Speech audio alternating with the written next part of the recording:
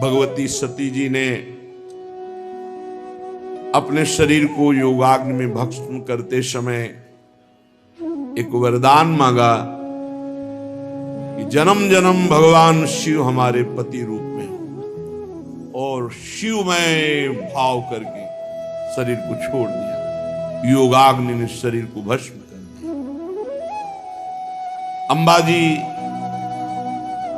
हिमांचल और मैना से पार्वती के रूप में प्रकट हुई। बड़े बड़े ऋषि मुनि हिमालय में आकर वास करने लगे, क्योंकि आद्याशक्ति परम ज्ञान का भंडार पार्वती जी के रूप में प्रकट हुई। हिमालय में विविध रत्न अपने आप खाने प्रकट हो गई रत्नों की। सिद्ध मुनीश्वरों का निवास स्थल बन गया हिमालय।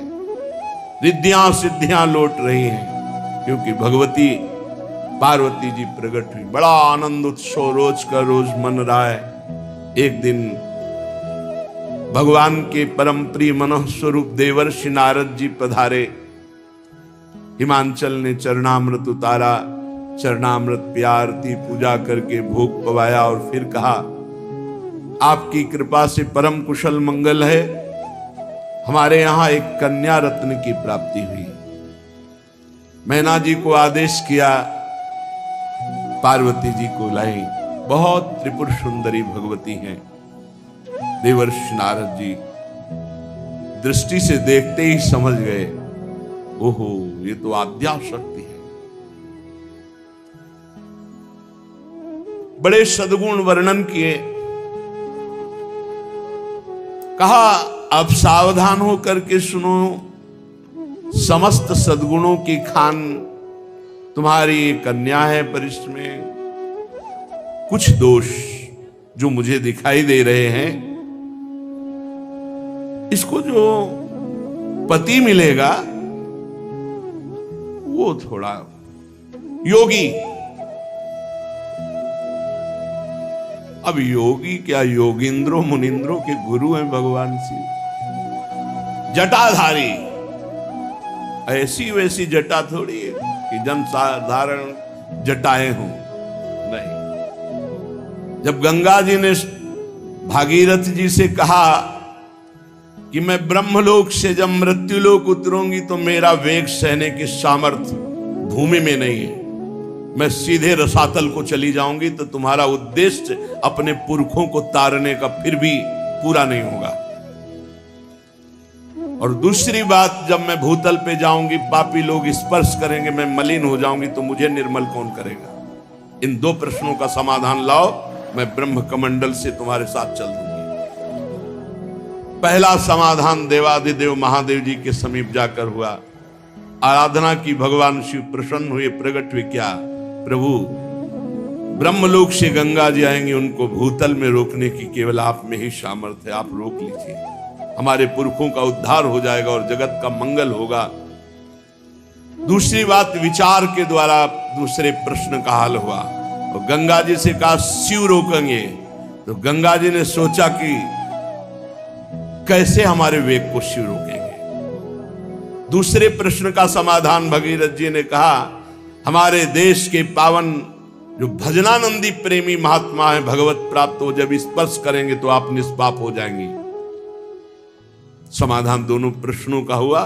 गंगा जी बड़े वेग से चले। भगवान शिव नेत्रों से भी गंगा जी को रोक सकते थे, संकल्प से रोक सकते थे, लेकिन भगवान श्री हरि का चरणोदक है तो जटा खोल दिया। गंगा जी को लगा जटाओं में कैसे रोक पाएंगे, लेकिन भगवान शिव ऐसी जटा थोड़ी है। जटा कटा संभ्रमम भ्रमम विलंब निर्झरी विलोलवी चीवल्लरी विराजमान मूर्धनि। भूल गई गंगा जी निकलना जटा रूपी कटा में, और बांध लिया। भगीरथ ने कहा, प्रभु हमारा उद्देश्य तो फिर एक जटा खोली, जिससे 3 धाराएं, अलकनंदा आकाश गंगा, देव गंगा, मंदाकिनी पाताल गंगा, और भागीरथी गंगा मृत्युलोक में। वो शिव हैं जिनकी जटा रूपी कटाह में गंगा जी को रास्ता ही नहीं मिला। भूल गई, गंगा जी को जटा रूपी कड़ाह से निकालने का रास्ता ही नहीं। जब भगवान शिव ने दिया, तब ऐसी जटा जूटधारी और कह रहे अकाम, काम है ही नहीं उनके हृदय में, तो अकाम मन। और कभी दिगंबर रहते हैं, कभी बाघंबर धारण कर लिया, और अमंगल वेश, चिता की भस्म लगाना, मुंडों की माला पहनना, सांप बिच्छी के आभूषण धारण करना, भूत प्रेतों का साथ करना। अस स्वामी यही का मिली परिहस्त श्रेय। माता जी तो प्रसन्न हो गई सुनकर के कि भगवान हमारे प्राण प्रीतम शिव का इस हमारी रेखा में लिखा हुआ है पति रूप में वर्ण करना। लेकिन मैना हिमवान सखियां सब शोक अश्रु विमोचन करने लगी। आनंद अश्रु मैया के, पार्वती जी के आंखों से, और शोक अश्रु मैना हिमांचल और सहचरी, इतनी त्रिपुर सुंदरी, और इनके लिए ऐसा वर। हिमवान जी ने कहा कोई उपाय है जिसके द्वारा हम अपनी पुत्री के इस भाग्य को पलट सकें, क्योंकि हमारे पास कोई कमी तो है नहीं। ऐसा कोई अनुष्ठान, कोई उपाय, ऐसा कोई देवता ही नहीं पैदा हुआ, ऐसा कोई दैत्य नहीं, ऐसा कोई मनुष्य नहीं, ऐसा कोई नाग नहीं, ऐसा कोई मुनि नहीं कि जो भाग्य में लिखा हुआ है उसको पलट सके। बैठा लो दिमाग में, सत्संग सुनते हो इस बात को बैठा लो दिमाग में। कहीं भटकने की जरूरत नहीं कि कोई तुम्हारे छूछा कर देगा, तुम्हारा भाग्य पलट जाएगा। तुम्हारे भाग्य में जो दुख सुख जहां भाग के जाओ वो भोगना पड़ेगा, तुम्हें भोगना पड़ेगा, अवश्य में भोक्तव्यम।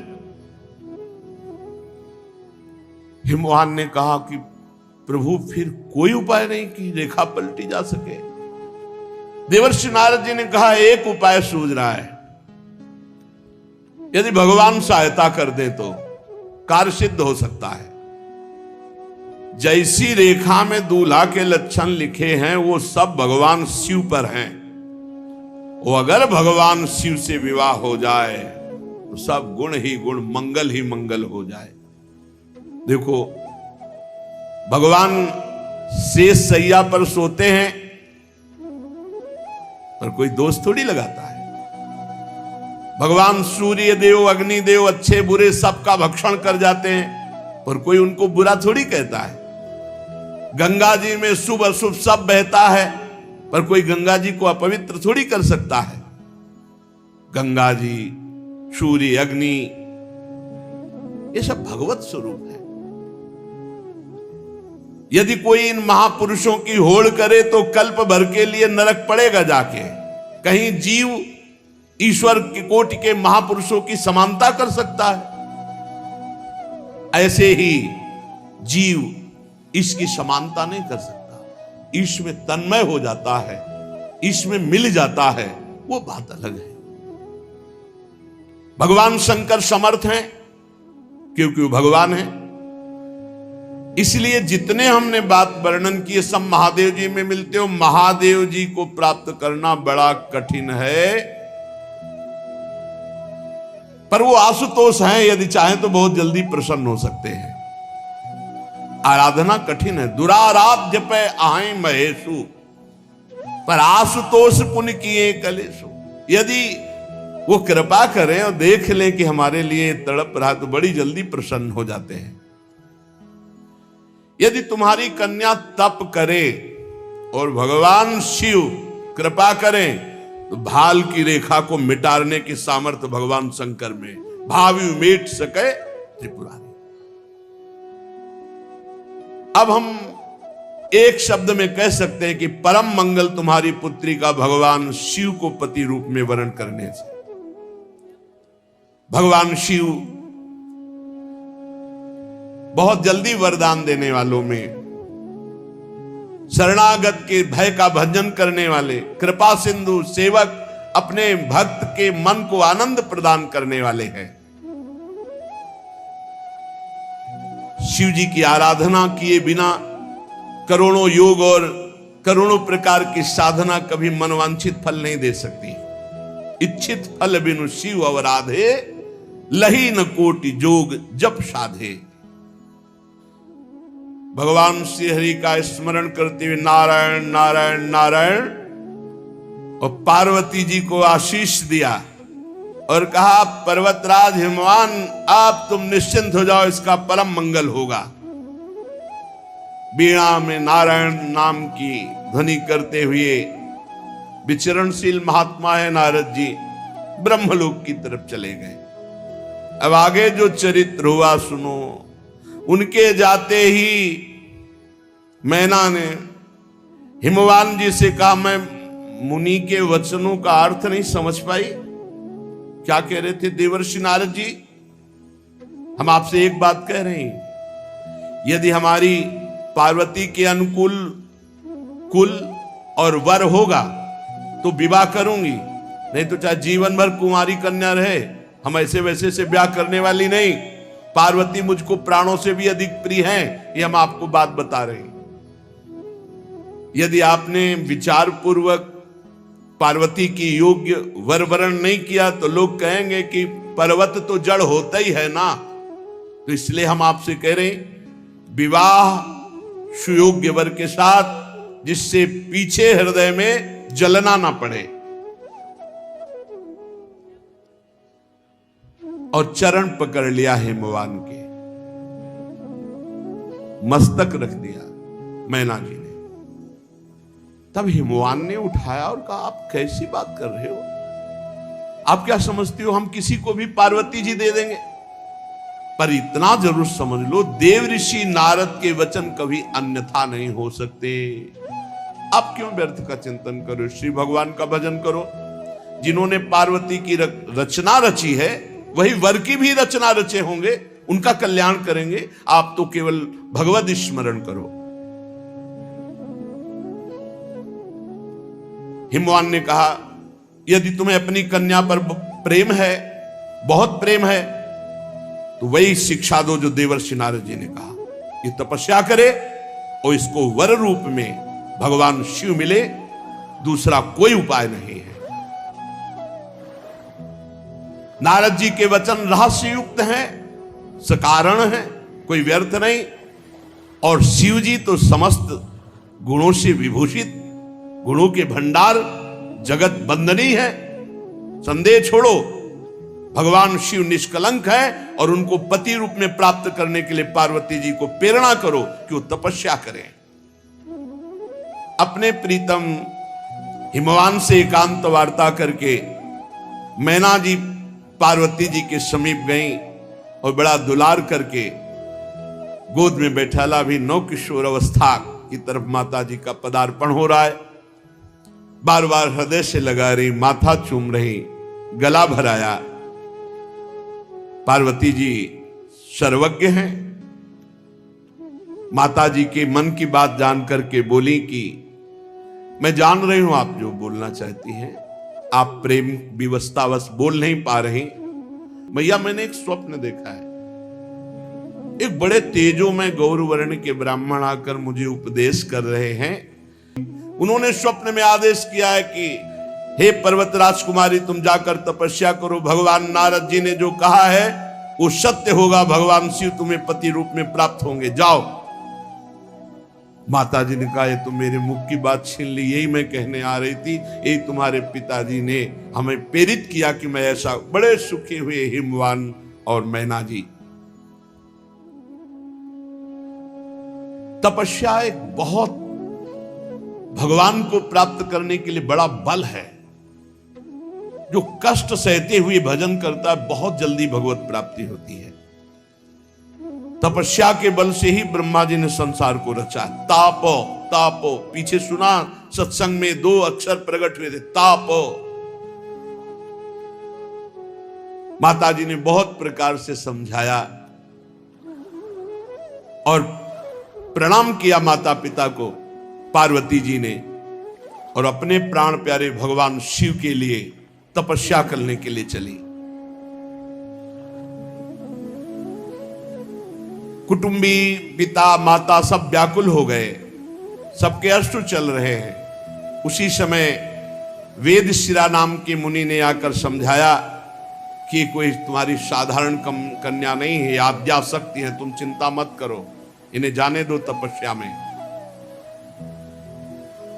एकांत हिमालय के क्षेत्र में बस एकांत में आसन जमाया, भगवान शिव का ध्यान करते हुए गर्मी सर्दी बरसात खुले भगवान शिव का ध्यान, सब द्वंद्वों को सहना, शरीर की शुद्ध भूल गई शिवाकार वृत्ति।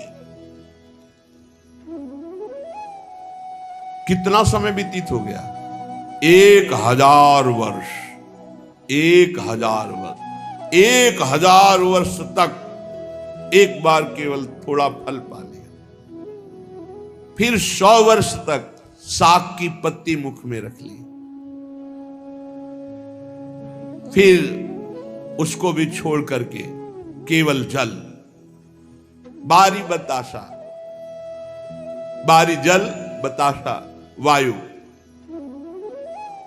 पत्ते भी खाना जो साग के थे उनको छोड़ दिया, बहुत समय तक केवल जल एक बार, उसको भी छोड़ दिया, जल को भी छोड़ दिया, केवल श्वास चल रही है, भारी तपस्या। फिर बेल पत्र जो जमीन पर गिर के सूख जाते, 3000 वर्ष तक ऐसे बेल पत्र को मुख में, सूखे हुए बेल, फिर उसको भी छोड़ दिया। पुनि परिहरे सुखाने परना, अब तो प्राण भी सूख गए। माता जी का नाम पार्वती जी का अपर्णा हुआ, आकाशवाणी हुई, हे अपर्णा, हे पार्वती जी, तुम्हारा मनोरथ सफल हुआ, तो अब इस कठिन क्लेश तपस्या को त्याग दो, भगवान शिव तुम्हें प्रीतम रूप में मिलेंगे। ऐसा आज तक किसी ने तप नहीं किया, बड़े बड़े ब्रह्म ऋषि, बड़े बड़े मुनि महात्मा, किसी ने ऐसा। अब इस आकाशवाणी को तुम सत्य मानो, निरंतर परम पवित्र हृदय में बात धारण कर लो, भगवान शिव तुम्हें पति रूप में मिलेंगे। तुम्हारे पिता तुम्हें बुलाने के लिए आएंगे, ब्रह्मा जी की प्रेरणा से तुम्हें हट छोड़ करके पिता की आज्ञा का पालन करना चाहिए। जान लेना, जब पिता बुलाने आए, सप्तऋषि मिले, मेरी वाणी सत्य है, ऐसी आकाशवाणी हुई, सफल मनोरथ हो गया। कितना सौभाग्य, प्रीतम रूप में भगवान शिव मिलेंगे। अब इधर भगवान शंकर की दशा विचित्र है। सती स्वरूप से शरीर त्याग करके पार्वती रूप में भगवान शिव के लिए तपपरायण अंबा जी, पार्वती जी, लेकिन समाधि हर समय स्वरूप में स्थित, मोह रहित, मद रहित, काम रहित, भगवान आत्मस्वरूप प्रभु के निरंतर चिंतन में मगन, कभी समाधिस्थ, कभी उन्मत्त विचरण कर रहे हैं, असंग। कभी कभी कोई मुनि जन आ जाते, प्रश्न करते तो उपदेश कर रहे हैं। यद्यपि भगवान अकाम है, फिर भी सती जी के वियोग से दुखी है। सती जी बहुत प्रेम करती भगवान से, उसी प्रेम का चिंतन करके भगवान शिव कभी कभी विकल हो जाते हैं। अकाम सिद्ध ज्ञान स्वरूप है, बोधमय है, लेकिन प्रेम की यही प्रबल महिमा है कि बोध स्वरूप जनक जी भी विरह को प्राप्त कर रहे, जब जानकी जी विदा हो रही, उनके भी अश्रु चल रहे। भगवान शिव निरंतर समाधिस्थ या मुनियों के साथ आत्मबोध की चर्चा, भगवान श्री हरि प्रकट हुए और कहा, प्रभु मैं एक प्रार्थना करना चाहता हूं आपसे। भगवान शंकर ने कहा, आदेश कीजिए। पार्वती जी का जन्म और तपस्या में संलग्नता और आकाशवाणी, ये सब पूरी बात महादेव जी से बताया। सती जी का जन्म हो चुका है पार्वती के रूप में, उन्होंने आपके लिए भारी तपस्या ठान रखी है। आकाशवाणी हुई है कि आप ही उनको पति रूप में प्राप्त होंगे। पूरा पार्वती चरित्र सुनाया और कहा प्रभु अब समाधि में मत बैठो प्रभु, हमारा ये जो वचन है विनय पूर्वक इसे स्वीकार करें, आप जाएं दूल्हा बने और पार्वती जी से विवाह करें, हमारी इच्छा है ऐसी। यहां जाय विवाहो शैलजय स्वामी रूप से कह रहे, या मोहि मांगे देव सेवक रूप से कह रहे। दोनों बातें यहां हरि जी ने प्रकट की कि आप हमारे स्वामी भी हैं, ये मोहि मांगे देव, और देखो आप हमको भी स्वामी मानते हो, इसलिए जाय विवाहो शैलजय हमारा आदेश है, आज्ञा है, जाओ विवाह करो पार्वती जी से। और या मोहि मांगे देव, प्रभु मैं आपसे मांग रहा हूं कि आप जाके विवाह करें। भगवान शिव ने कहा वैसे इस समय तो हमारी स्थिति विवाह की नहीं, पर नाथ वचन पुण्य मेट न जाहि, स्वामी की आज्ञा शिरोधार्य है, सिरधरि आयस करी तुम्हारा परम धर्म या नाथ हमारा। आपकी आज्ञा का पालन कर, यद्यपि काशी यद्यपि उचित असना, इस समय जो हमारी स्थिति है वो आप जानते हैं प्रभु, पर आपकी आज्ञा, स्वामी की आज्ञा पालन करना ही सबसे बड़ा धर्म है। आप तो परम हितकारी हमारे हैं, आज्ञा सिर पर नाथ तुम्हारी। प्रभु की बात सुनकर शिव जी की भगवान बहुत संतुष्ट हुए और कहा अब उर राख्यो जो हम कहे हो, ध्यान रखना विवाह करना है आपको, नहीं फिर लगा दो समाधि 88,000 वर्ष की, तो विवाह करना है, ये बात हमारी बात। भगवान शिव ने कहा जैसी आपकी आज्ञा।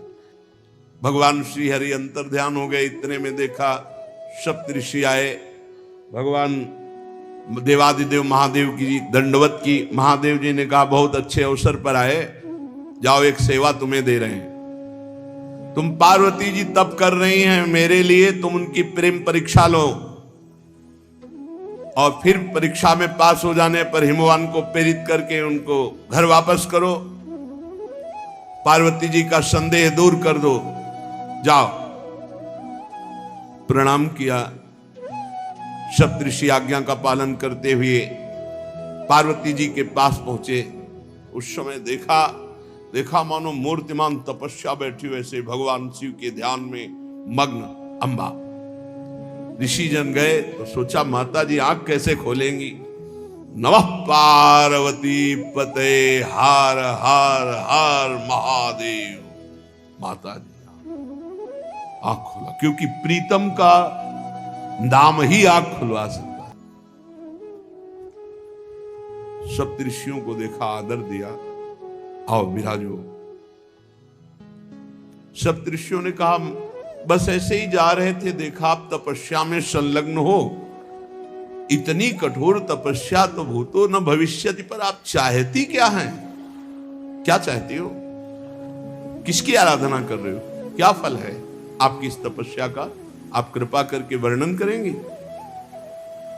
मुस्कुरा दिया माता, पर्वत से प्रकट हूं, हंसोगे पक्का हंसोगे, मन ने हठ ठान लिया है।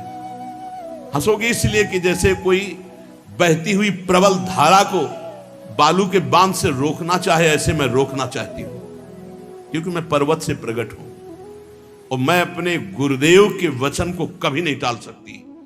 तुम हमारा अविवेक देखकर हंस लोगे, क्योंकि मैं भगवान शिव को अपने सुहाग रूप में धारण करना चाहती हूं। मेरे भरतार, मेरे पति भगवान शिव हो, मानो मैं बिना पंखों के आकाश में उड़ना चाहती हूं। मेरी सामर्थ्य तो ऐसी नहीं,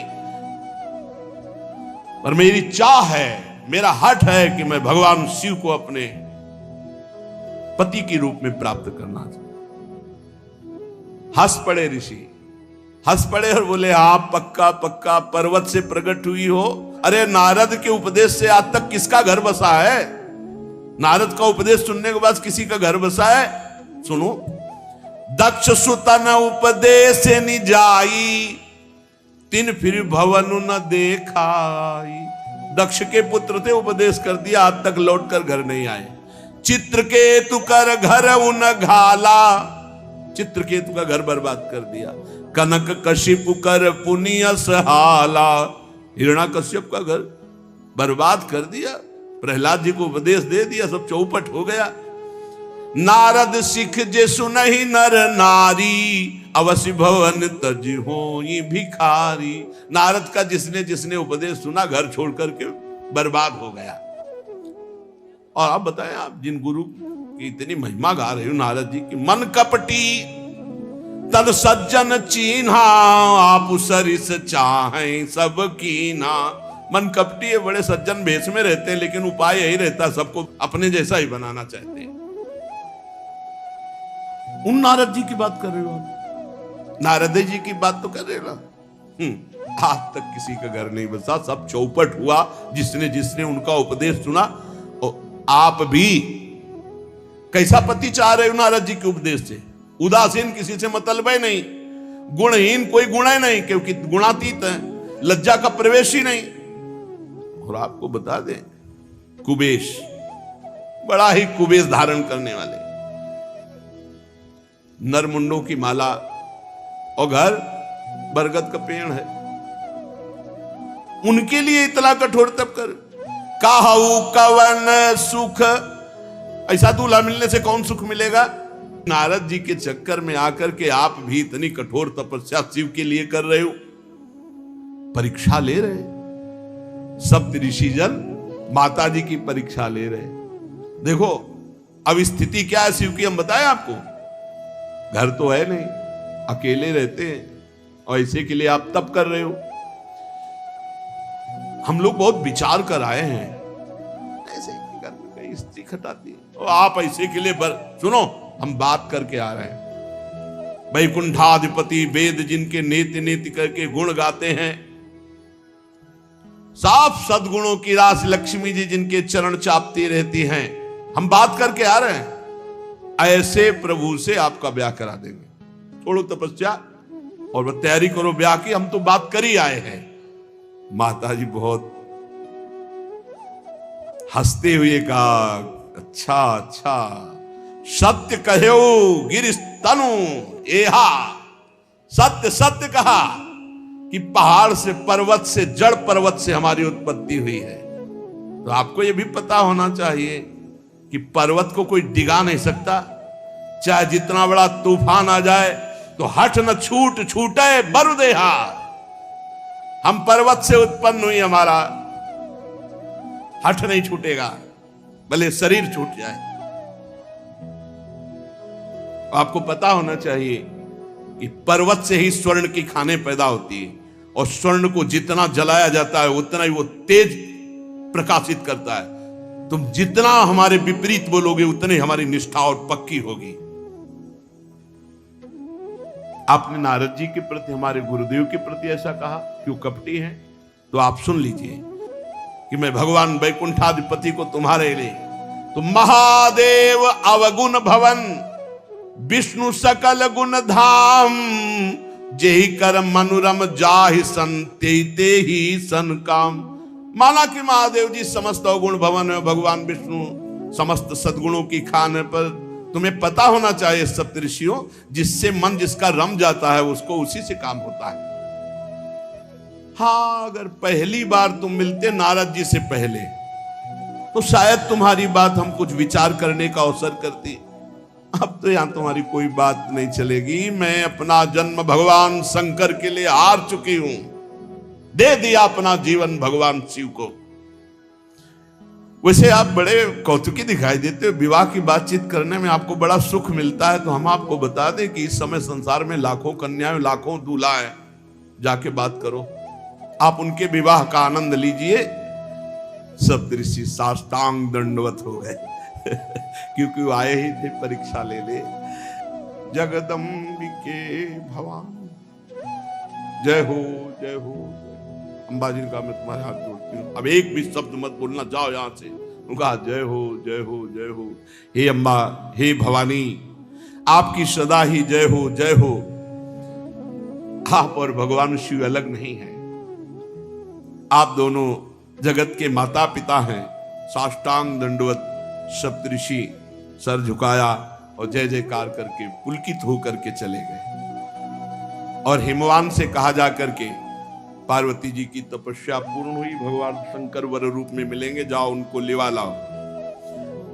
और भगवान शंकर के पास जाके कहा, प्रभु बिल्कुल अनन्य आपकी है, किंचन मात्र कहीं अन्य कोई गुंजाइश ही नहीं है, इसीलिए सत्संग अनिवार्य है। कोई भी कितना भी बड़ा सत्संग अनिवार्य है। घमंड आ गया, घमंड ना होता तो भगवान शंकर को देख के साष्टांग दंडवत होता, विमान से कूद पड़ता। विमान पे चढ़े चढ़े वहां गया।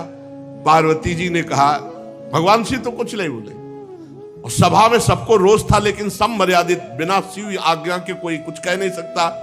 तो पार्वती जी बोले, अयम किम धुना लोके शास्ता दंड धरा प्रभु, हम जैसे निर्लज्जों को दंड देने वाले तुम भगवान हुए हो। वो मुझे नहीं पता था कि तुम हम जैसों को दंड देने वाले हो। निर्लज्ज शासन करने चला है। जान पड़ता है ये जो सामने बैठे हैं ब्रह्मा जी, भृगु जी, नारद जी, सनक सनंदन सनातन सनत कुमार, कपिल देव जी, मनु जी, ये जो बड़े बड़े नीचे बैठे हुए भगवान शिव से सत्संग कर रहे हैं, इनको ज्ञान नहीं है। तू आया धर्म मर्यादा का उल्लंघन करने वाले भगवान शिव को उपदेश देने। ये ब्रह्मादि महापुरुष बैठ करके चरणों की आराधना करके उपदेश सुन रहे हैं। उन्हीं मंगलों को मंगल बनाने वाले साक्षात जगत गुरु भगवान शंकर का अपमान करने वाले तू शासन करने आया है। तू किनके ऊपर शासन की चेष्टा कर रहा है? तू दंड का पात्र है। उद्दंड माता जी ने कहा, तुझे घमंड हो गया है, दिखाई दे रहा है विमान में बैठा मूर्ख। भगवान श्री हरि के पावन चरण कमलों के सानिध्य में रहने लायक नहीं तू। जिनकी उपासना बड़े बड़े सत्पुरुष किया करते हैं, उनके सामने ऐसी उद्दंड भाषा। ए दुर्मते, जा, मैं साप देती हूं तो पाप में असुर योनि को प्राप्त हो। होश ठिकाने आ गए काल चित्रकेतु के, तत्काल होश ठिकाने। माता जी, दुष्ट, भगवान शिव पर शासन करने चला है। जा, आज के बाद किसी महापुरुष का अपराध करने की तेरी हिम्मत नहीं पड़ेगी। परीक्षित जे ही चित्रकेतु को शाप दिया, सोई सारा घमंड का नशा उतरा, कूद पड़ा विमान से और सिर के बल भगवान और अंबा जी के चरणों, क्षमा करो क्षमा। ये बहुत विचित्र होता है पदाभिमान। बड़ा आश्चर्य है संकर्षण भगवान का साक्षात्कार करने पर भी देखो उद्दंडता। इसीलिए मोरे मन प्रभु अस विश्वासा, राम ते अधिक राम कर दासा। भगवान के दासों का निरंतर संग करे तो उद्दंडता खत्म हो जाएगी। भगवत साक्षात्कार होने पर भी उद्दंडता बनी रहती है। यदि सत्संग ना हो तो कहीं ना कहीं अक्रूर जी मणि लेकर काशी चले गए थे। बड़ी ऊंचाई पर पहुंचे हुए को भी माया आकर्षित कर लेती, इसलिए रोज सत्संग, खूब नाम जप, भगवत लीला कथा श्रवण, ये एक तार चलना चाहिए। अंतर पड़ा तो सिद्धों को भी चपेट में ले लेती है माया, कोई साधारण नहीं। चित्रकेतु खोपड़ी के बल माता अंबा और भगवान शिव। अब चित्रकेतु हाथ जोड़कर बार बार कांपता हुआ, प्रतिग्रहणामिते शापो मात्मनोंजलनाम्बिके। माता पार्वती जी, मैं हाथ जोड़कर आपका साप स्वीकार करता हूं, पर आपको प्रसन्न करना चाहता हूं।